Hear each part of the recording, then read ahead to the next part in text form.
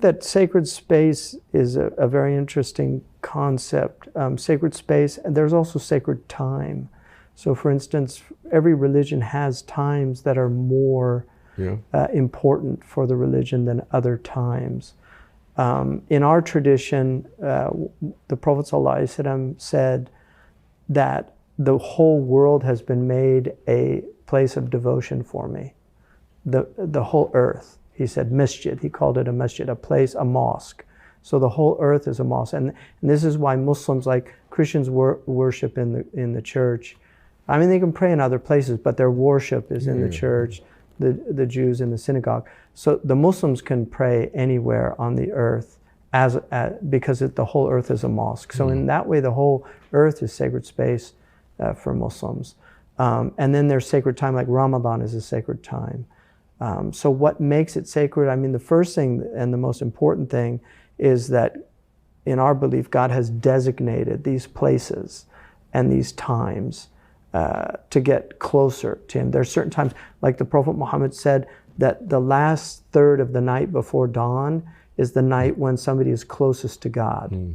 And I once saw an amazing a man who does Zen bows, the archery bow. He was a Japanese man. And he said the only time he could make it was the hour before dawn, because he said it was the time when his ego was absent.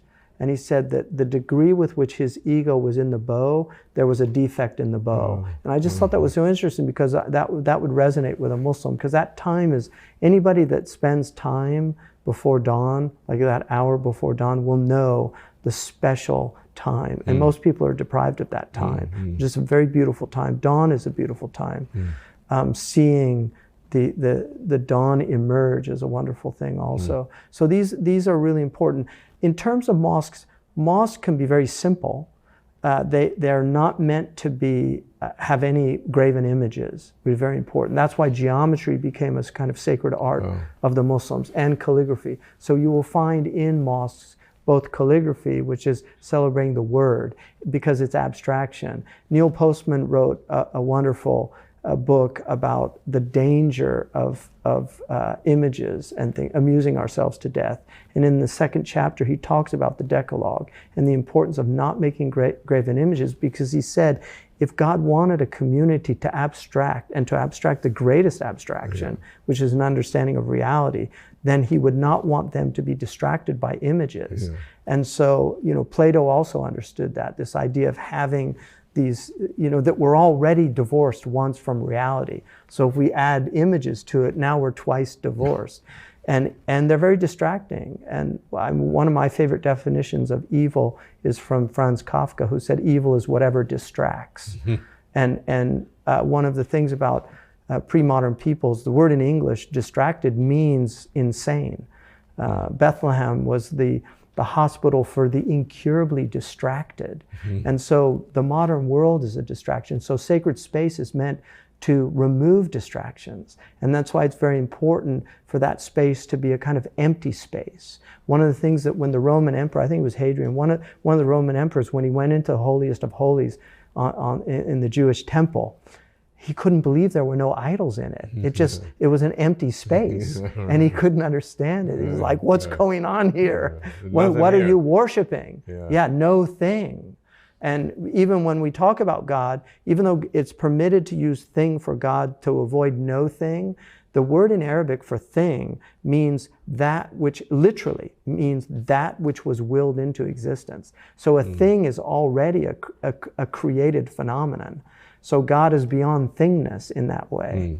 How about the art itself in mosques, specifically the great mosques, with incredible tessellation are these geometric patterns that cover it and just give you a feeling of great space and great movement into beyond that which you can see. Well, geometry was generally an obsession with the Muslim civilization early.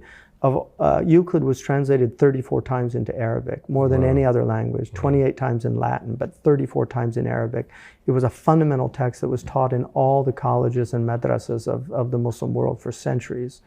And the reason for that is, well, one of the fundamental reasons is it gives you these demonstrative proofs. So it has a type of rationality that shows you in abstraction that there are things that are real and can be proved to be true, QED, that it's been demonstrated.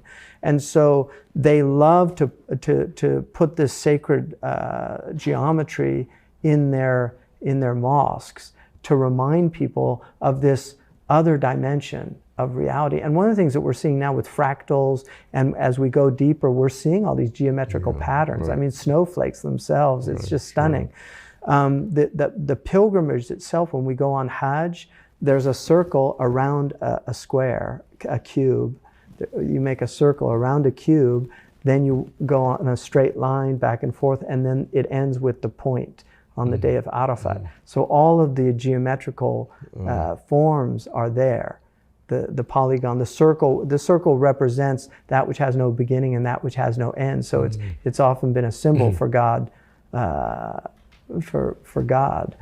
So you see all of these different images. How did the tessellation begin as a process? Was that an innovation, and then? Well, I think there was some tessellation from previous civilizations, no doubt. But the Muslims developed it in a way that, I mean, people that study tessellation study Islamic art. Of course. Yes. Is there a theological meaning to it?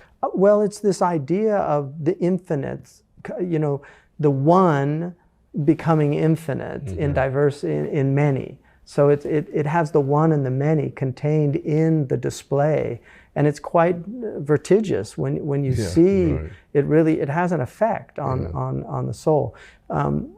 Sacred spaces, I think, all share a certain commonality. Even when you go into a great cathedral or a pagoda or a Hindu temple, there's always a sense of that this space is different from other spaces. And I think it's the intentions of the builders and also the intentions of those who go into them to worship. So devotion is a beautiful thing.